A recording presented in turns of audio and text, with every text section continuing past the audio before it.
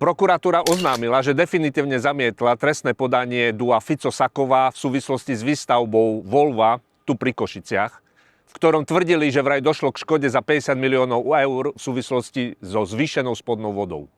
Vidíme, že fabrika stojí, nie je tu žiaden bazén a na vode stálo ich trestné oznámenie. Podali ho účelovo s cieľom okydať prácu nás, ktorí sme sa zaslúžili o to, že v rokoch 2020 a 2023 tento renomovaný investor k nám na východ Slovenska prišiel. Za všetkých Ficových vlád, vrátane tejto, žiaden takýto investor do východnej časti Slovenska neprišiel a Fico zostal verný svojmu heslu, že na východe nič nie je.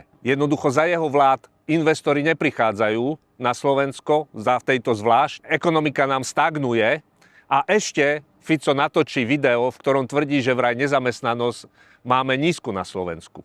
Čo čert nechcel, pár dní po jeho videu nám stúpla prudko na 6% a máme najvyššiu z krajín V4.